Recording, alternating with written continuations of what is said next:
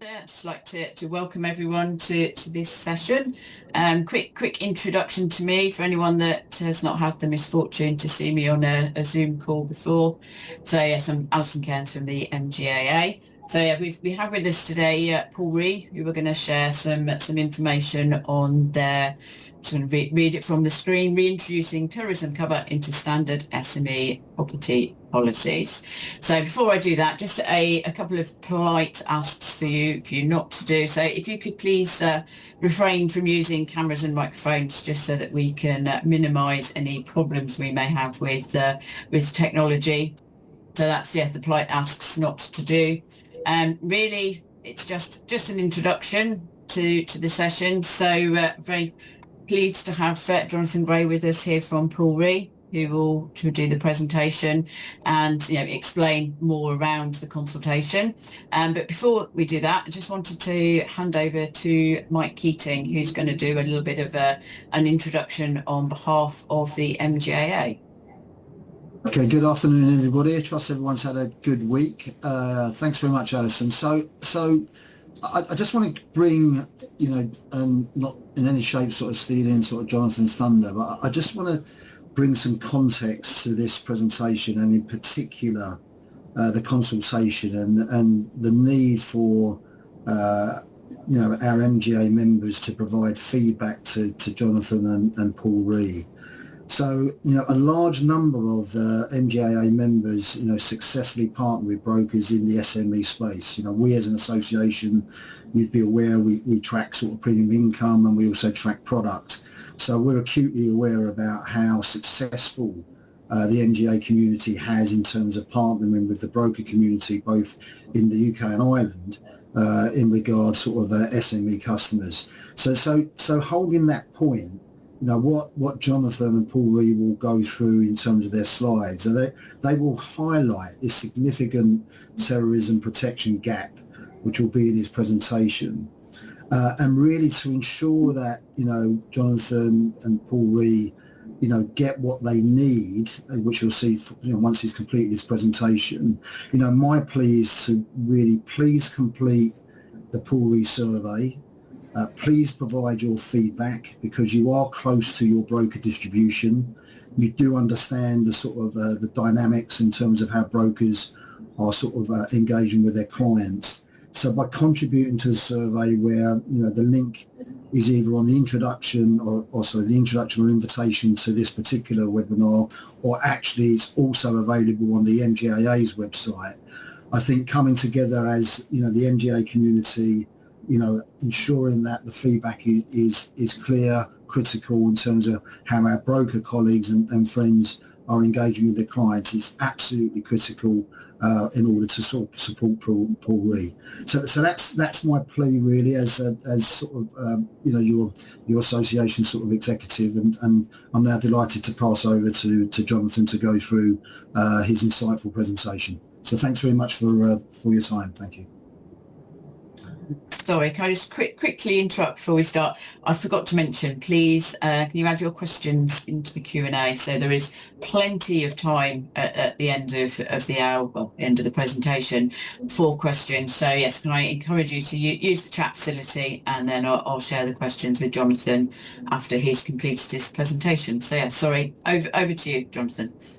Thank you very much, Alison, and Mike, thank you for that introduction, which was absolutely spot on from a sort of Paul Ree perspective. I'm joined by my my colleague Andrew Stark, who's head of underwriting here. I'm the CUO at Paul Ree, and I believe Alison has circulated the consultation questionnaire, or the consultation with the questionnaire already out to many of you. I think that will come again as part of the wrap up at the end of all of this, so you'll have another opportunity to look at it then. Just some context really for those of you who perhaps haven't run into Paul Ree very much.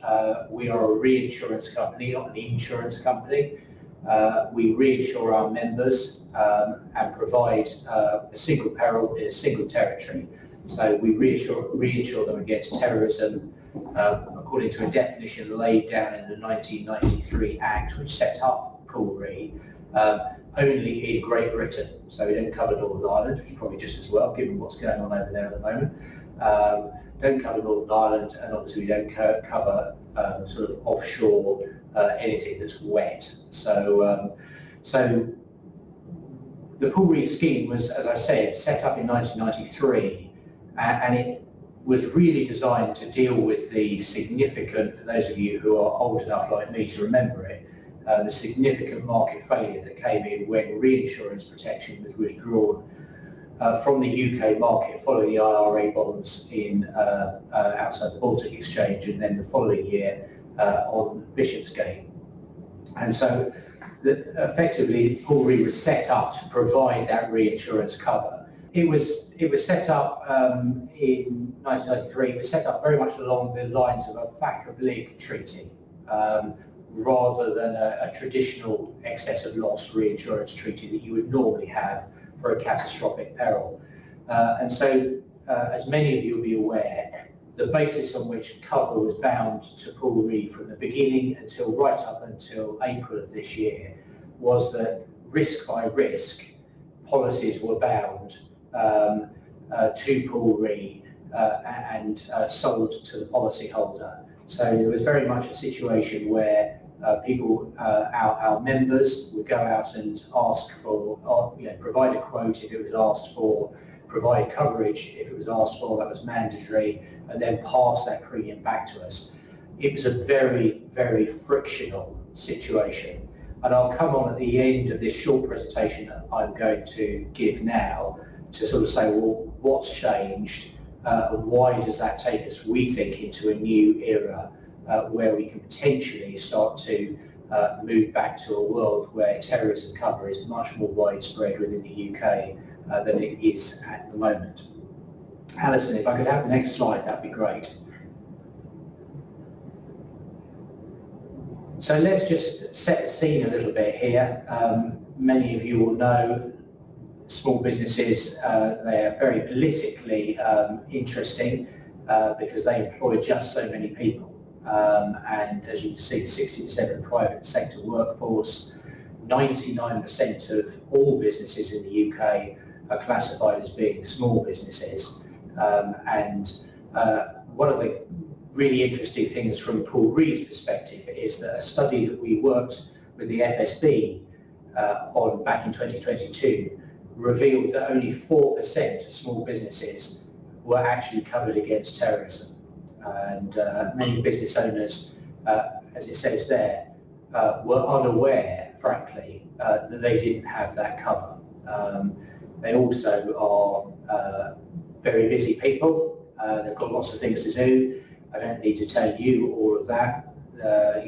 Their conversations around insurance are things that they would rather took moments rather than minutes, and certainly not hours or days. So thinking about things like business continuity, disaster recovery, crisis management, all of those things are things that small businesses we found were particularly unready to deal with. Martin's Law, of course, is bringing in more pressure on businesses, as many of you know, something that's pretty close to our heart, but it operates a little bit more in the liability space, whereas we're purely a property insurer. And it's worth reiterating at the bottom there that the current position really of all of our members, we have 100 members selling insurance of different types, some through you, some direct, some in the sort of larger broker market space. The current position of the market remains exactly as it was in 1993 as we sit here today. In the starting position for commercial property is that terrorism is excluded. That's the standard. Unless you tell me otherwise, I'm not aware of anyone who's got a product out there that routinely includes terrorism as part of the standard peril set that's out there. Next slide, please, Alison.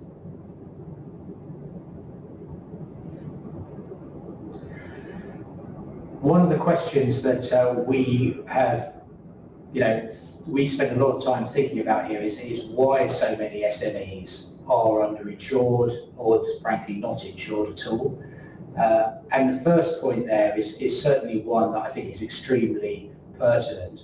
And when we talk to our members, and we've had, as you can imagine, quite a bit of response back to the consultation already, particularly from some of our larger members, there's a widespread acknowledgement, I think, that despite the best efforts of brokers, people like yourselves, and of course the insurance companies as well, people have bought property, I bought commercial property cover, I therefore must be covered against everything that could possibly go wrong in my business. And we've all been at different times in our careers sort of presumably in the crosshairs of a policyholder who rings up saying, what do you mean I'm not covered for insert peril after that statement.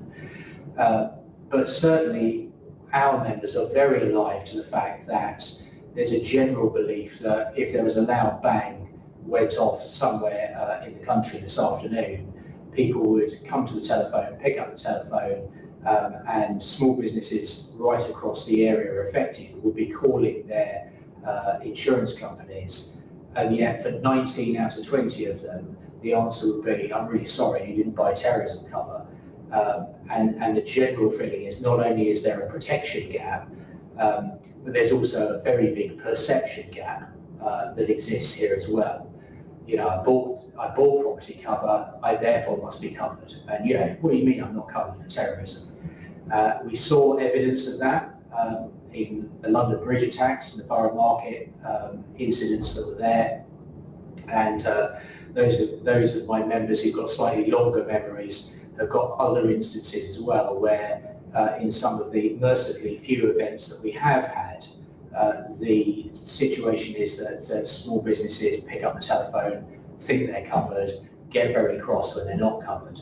One of the things that happens then is that generally you get local politicians involved or MPs involved, and it starts to escalate quite quickly. So there's a reputational issue that a number of our member companies are facing. I think coupled with that is a general lack of understanding of the threat. I mean, we live, eat and breathe terrorism. I have to remind my team here that the insurance companies that we reinsure, the underwriters there are probably spending, if they're spending minutes of the week thinking about terrorism, is probably generous. They spend most of their time focusing on other things that are much more central to what they're doing. It's not helped by the fact that there have only been 19 certified terrorism attacks since 1993, of which Korea has only paid out on 13 occasions. So it doesn't happen very often. And I think the general feeling is it isn't going to happen to me. And there isn't a threat here, and nothing's going to. I live in rural wherever or a small market town. I'm not in the centre of London. It's never going to happen to me, and it's not worth purchasing. So I think, but whether it's on the business, whether you're in the business of selling it in a hyper-competitive marketplace, or you're buying it in a situation where every penny counts, I think there's a general view that there isn't much of a threat out there. Without perhaps understanding some of the nuances that sit behind terrorism. So for those of you who can remember the Salisbury incidents that took place there, I mean, yes, that was eventually proved to be part of the Russian state operating here in the United Kingdom.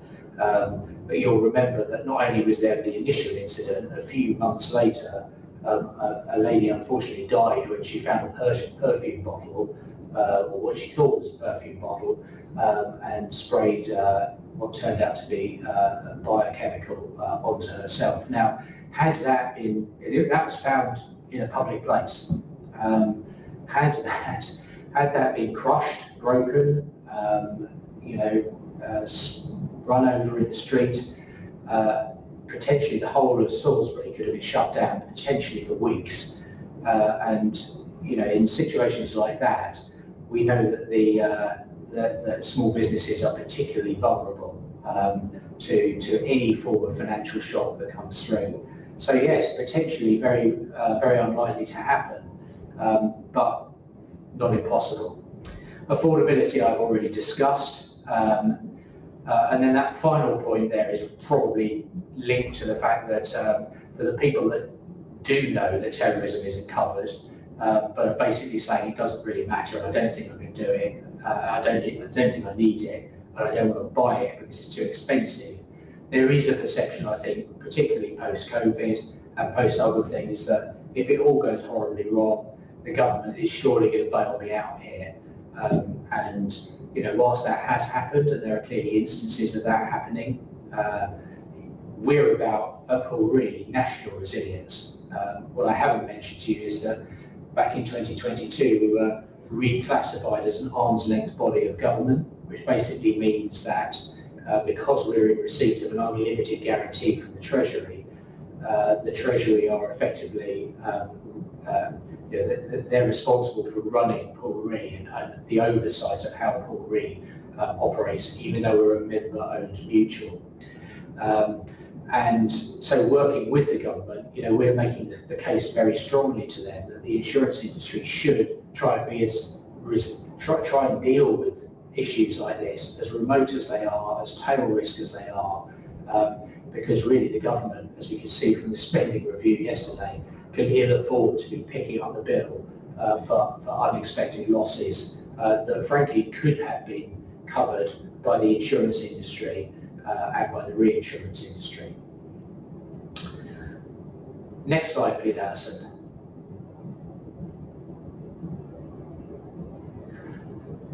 So at Paul Re, we, as I said, we were selling until April a product that was very much along the lines of a FAC-oblig treaty, and we've now converted that to what is basically a standard property Cat XL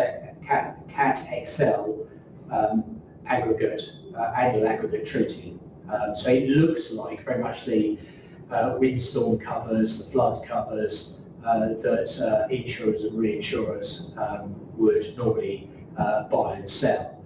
So it's much more, we try to convert it to be very much more a treaty that looks at the entire portfolio of members' property coverages. But we're in a situation where, for the reasons I've already said, there is a protection gap. I've also said it's a perception gap. Either way, there's a reputational damage to the insurance industry following an event. We're all aware of that. You would be in the crosshairs as well if you've been selling into borough market. You may well be aware of some of the instances down there. You're selling me stuff, but when I really need it, it doesn't work. So our new reinsurance treaty that I've spoken about modernises and simplifies the process of terrorism, reinsuring terrorism. So our members are no longer, for example, submitting a quarterly bordereau to us. Whilst you'll be, those of you who are familiar with Paul Re will remember that we had a pricing tariff for our members. That's been replaced by an annual premium based upon a model that we built internally. So whilst the tariff is still something that our members are aware of, it's something that they can use as a benchmark against what their pricing going forward will look like. Increasingly, they are all developing their own risk appetites for terrorism. One of the other reasons for their risk appetites developing is because we have given our members the flexibility to choose their own retention. Up until now, Paul Re has told the members, all 100 of them, it doesn't matter how big or how small they are, this is what your retention under the Paul Re scheme is, which isn't very sensible if, as one of the goals that we've been set by the government, is to return risk to the private market and to try and get our members to retain as much of that as possible. So we've seen quite considerable success as we've gone through this first renewal with members saying, yeah, we think we've got larger retentions on our property portfolio. We're happy to carry larger retentions on our terrorism portfolio. But of course, if they're carrying more at the bottom end, they're going to be much more interested in making sure pricing for that bottom end reflects their view of risk. So the good old days of brokers being able to say, well, the pool re premium is this, is beginning to drift away and will continue to do so as we go over time. But all that being said, it's a much more simple process because just once a year they give us all of their exposures and we price their portfolio on the back of that, which is akin to what you would do really in any property reinsurance transaction. This consultation is market-wide, so I'm really delighted that we're talking to you as MGAs because I recognise that you're an important conduit through which our members and non-members of Pool Re sell into the SME space. So I'll repeat what I said at the beginning. I'm really grateful for the MGAA for working so collaboratively with us and for setting up this call today and for internally publicising what we're doing throughout their network. It's market-wide because we are very conscious of the fact that, as I said at the beginning, we operate in a sort of legitimised, quasi sort of monopolistic fashion as the country's foremost reinsurer of terrorism. It has been approved by the Competition and Markets Authority's predecessor that Pool Re should exist, that is there for national resilience purposes, but we are very mindful of the fact that we effectively in many ways control the market, and what we do does have a significant influence on other people. And we're not here to stifle competition. We want a thriving private market. So I've got some good friends in Lloyd's and elsewhere, who are terrorism underwriters. They're not members of Pool Re. They write UK terrorism. We're not here to eat their lunch. This is not what this consultation is trying to get to the best place that we possibly can. And it's not about stifling competition, but it's really about that increase in SME take-up. Why have you focused in on this? Could be a question that you're asking. Why SMEs? What are you worried about them for? Well, we talked about some of the issues as to why they don't buy cover. When we became an arm's length body of government, the Treasury agreed with us, as they had done in 2 previous rounds of reaffirming the unlimited guarantee that sits behind Pool Re. They're basically saying, you've got that guarantee for another 5 years, but let's agree together some principles of what you're going to do to sing for your supper. One of them was to return risk to the private market, and our treaty scheme is one of the ways that we do that. We also buy reinsurance, and we also buy a cat bond that returns some of that risk away from going into the Treasury and out into the private marketplace. But one of the core aims that was set to us, or tasks that were set to us, was to increase the awareness and the take-up rate amongst SMEs between 2022 and 2027. And we thought about how could we do this, and I'm conscious that I'm talking to a group of people who are very good at marketing, which is an underwriter, a Lloyd's underwriter. I wouldn't claim that marketing was my number one strong suit. We thought about, well, do we just do a massive awareness campaign? Well, you've got a 4% take-up rate. If we had a big awareness campaign, we threw hundreds of thousands or millions of pounds at, taking out adverts in the trade press, in the national press, in whatever way, shape or form that might look like.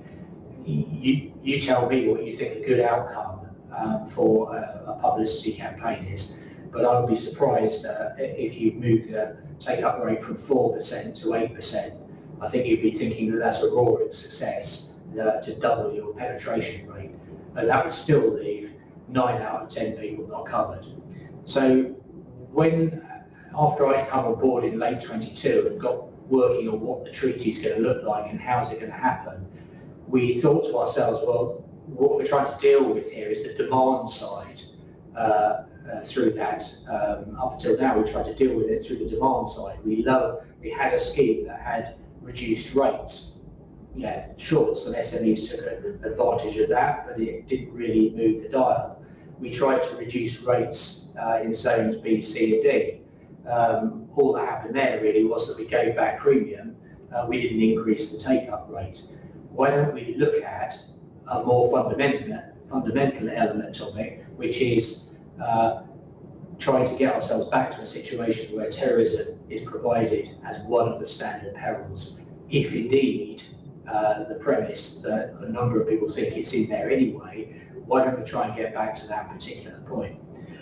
So this consultation is really about that proposal, which in a nutshell is that we would provide our members a reduction in their premium if they were, or a reduction in their premium for all of the business that they place, all of the business that they pass over to us that sits inside a product where they can demonstrate to us that the whole of that product contains terrorism cover. So this is not about getting individual policyholders to basically buy terrorism and for them to do a better job at marketing it. This is for them to look at their product. Company X sells product Y, and for that product, amend the wording so that terrorism is included as standard. And then when they pass their whole portfolio to us once a year, for those products they'll be able to effectively say to us, these here have been approved by Paul Re, because we're obviously going to check the wording does what we want it to do. We're going to we've checked it, we've approved it. Here is 350 policies that we've written under this particular product, or 2,000 policies that we've written under the product. All of them qualify for a lower reinsurance premium as the whole portfolio is rolled up together. It's important to stress that it's entirely up to our members whether they do that or they don't do that. They can include it for no products, one product, all their products. It's their choice. So there's no compulsion on a Pool Re member to do this. They may look at the scheme at the end of it and say, this is terribly interesting, but we don't want to do it. They may look at it and think, this is really important. We think that the premium rates that you're looking at here justify us making a change. We are going to make that change, and we're going to do something different here going forward. We realise that that is quite a significant change from where we have been for the last 32 years. And so hence the market-wide consultation, hence actively listening, and I do stress that, and I hope the fact that we're here today talking to you, as we have been to a number of the other industry trade organisations, we want to give all of you the opportunity to comment. And the reason why is that very final phrase in there. We are alive to issues around both conduct risk and competition. What I really don't want is for us to go through all of the exercise here, introduce a scheme in, say, the back end of this year or early next year, which gets eventually rolled out by some of our members towards the back end of next year or into 2027, only for at that point a whole howl of rage coming up from the corners of the market saying, what on earth is Paul Re doing? What's happening here? We don't know anything about it. This is really affecting us, and we're now going to go to the FCA or the CMA or something like that because Paul Re have ruined our business model. We don't want to do that. We don't want to find ourselves in that situation. If there's something that we're proposing here that you think is fundamentally wrong, fundamentally unfair, where we've got completely the wrong end of the stick, now is the time to be saying that, because we're still very much in design mode, which is why I put that comment there about actively listening. So I think that takes us to the final slide, and that I hope, Alison, leaves plenty of time to give your those on the call an opportunity to ask me questions or give comments to us. So let's just reiterate, really, in conclusion, you know, what's driving us here is not that, you know, I'm bored, I haven't got anything better to do. It is trying to address a protection gap that's out there. And everything that I've read of the consultation responses that have come back, and in the journey I've made around the market, virtually nobody's been able to challenge that issue. I don't think I've heard anybody say there's no such thing as a protection gap here, or a perception gap. And the 4% that I quoted, it might be 6%, it might be 8%. I've never heard anyone say that it was anything less than that, anything greater than that in terms of the uptake. We're not a commercial organisation. We're a member-owned mutual. So whatever profits we make go either into the government in the form of they take a 50% cut of our gross written premium in exchange for the unlimited guarantee, and they take a 25% cut of our bottom line. Another 25% of our bottom line goes back to our members, and I know for a fact that many of those members use that as an offset against their reinsurance costs, specifically on the line of terrorism and into commercial property. So it very much goes back, as it were, into the commercial pot. You know, that's all that happens. There are no, the shareholders are the members receive the dividend. We build up a fund over a period of time. That fund, all that does is make us more resilient, less likely to call upon the government. But we're not paying ourselves, you know, we're not paying an American hedge fund, you know, money to exist or anything like that. This is very much, we really exist operating along commercial lines, but extremely sensitively to the bigger, wider objective of national resilience. It doesn't do us any good if we jack up the prices and people don't buy terrorism cover. That is not a good outcome for Paul Re. So ensuring that we remain competitive or viable is really important to us. As I've said already, those discounts will be available through the form of reinsurance premium to any member who chooses to reintegrate cover. I will repeat again, it is not compulsory. Members do not have to do this. You know, I know for some of you, you'll be getting your capacity from Paul Re members, but you may well be getting your capacity from a mixture of Paul Re and non-Paul Re members. You know, that might make life difficult. They are under no obligation through anything that I'm suggesting here to have to comply with reintegrating terrorism. It is their choice at the end of the day. And that final point is really important, because even if members decide that they do want to reintegrate, it is up to them to determine what costs, if any, should be passed on to the policyholder through the form of higher premiums or a different split or mix of premiums that they might put out there. So, you know, Paul Re does not determine the price at which policyholders, however big or however small, it's down to our members to decide what it is that they want to pass across in terms of costs. So I realise that I've been speaking for about half an hour now, which is probably quite long enough. Andrew, you've been sitting there patiently listening to me. Have I missed anything? No, I don't think so. So I think I've set a fair scene of what we're up to. Brilliant. In which case, Alison, I'm happy to stop talking now and answer points of clarification or indeed just observations and comments that anyone on the call may have.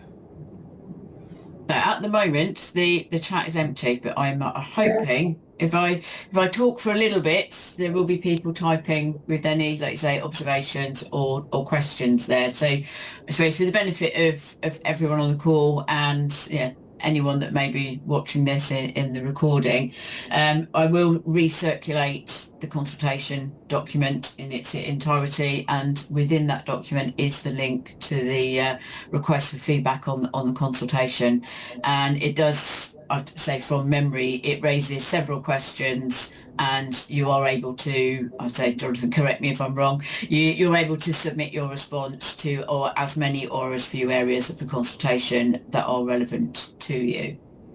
That's absolutely true. Yeah, so there are quite a few questions on there. Some of them, I mean, you're not members of Paul Re, so there's some of the questions there are very specifically designed for the membership. So you can just ignore those, but as Alison says, it's as many or as few as you would like to ask. Have you got any questions, Alison? Because if not, I'm gonna use the opportunity to ask a question back to those who are on there. No questions. So yes, it's for you to ask a question. Yeah. Well, so I am curious as to, do you think we are going in the right direction here? You know, are we talking sense here, or do you think that you know, there's lots of complexity and there's lots of, you know, some of our biggest members have said broadly, yeah, we think we're going in the right direction, but the devil's in the detail. So let's accept the devil's in the detail, and that's one of the reasons why we're really interested to hear from MGAs, because you can help us make sure that we don't get ourselves tied up in knots and we don't create structures that don't work in reality. But are we broadly going in the right direction is a question that I'd be really keen to hear one or two reflections on. Dave, if anyone's reluctant to do too much typing, I think we're happy to accept a thumbs up or a thumbs down, or talking if anyone would like to come off mute.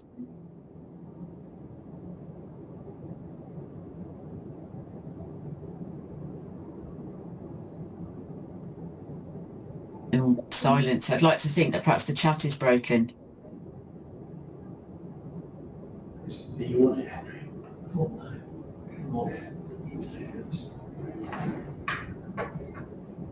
I can say, yeah, I'm very happy if anyone does want to ask a question, do come off mute.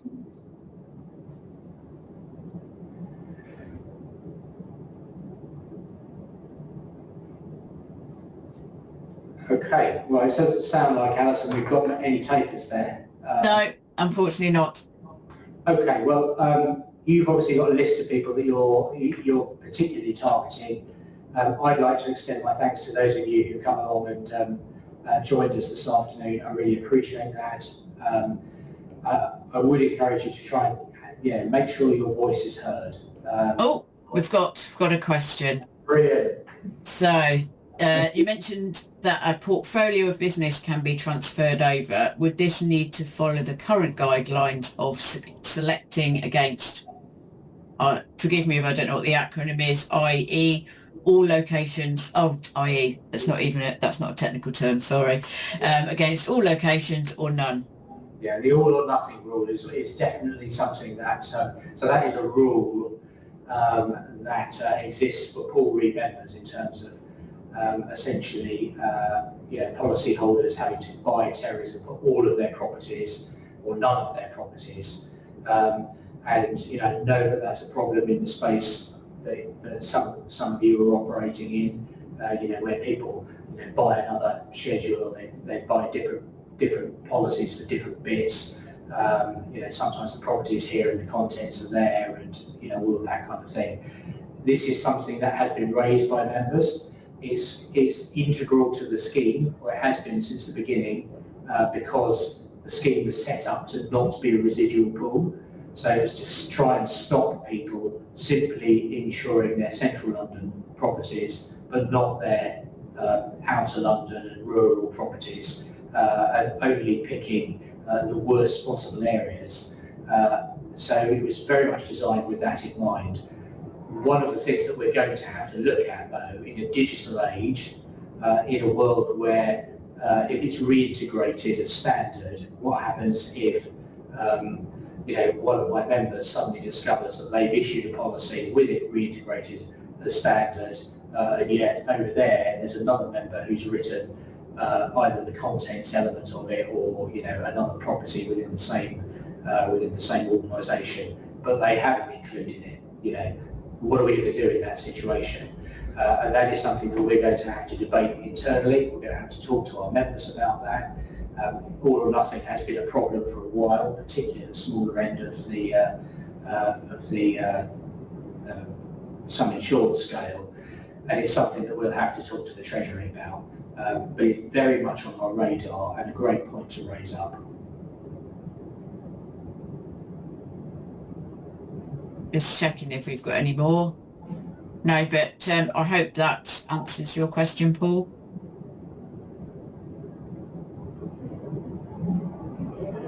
So I think we are good to go. But yeah, so just in case anyone is typing, just to remind you, I will send out the recording. So if you do want to forward it on to anyone else who would be interested and who might be coordinating a response, please do.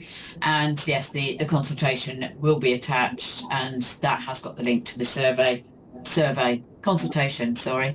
And I think we said that the ideal date to get those responses back is the end of the month, so 30th of June. That would be perfect. So what I would say is please do ignore on the consultation that it says it closes on the 30th of April. For the purposes of gathering feedback from the MGA sector, it is open until the end of June. Brilliant. So I think that's my bit. I don't know if you have any closing questions, statements. Yeah, Jonathan. And Andrew, just a huge thanks to everyone for coming on board today on the call. Really appreciate it.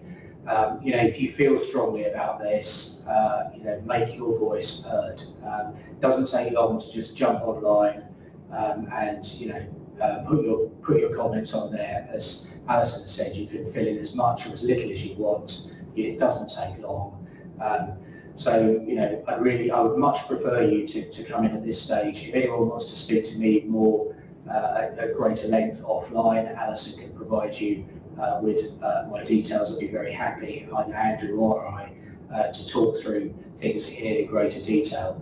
But now's the time to do it. You know, let's not find ourselves in 24 months or 48 months time in a situation where, you know, we've got various people within the MGA saying, oh, this stuff that Paul Ree's done and the members of Paul Ree have done here, we don't really like it. It doesn't really work for us, and, you know, it's made our lives very, very difficult.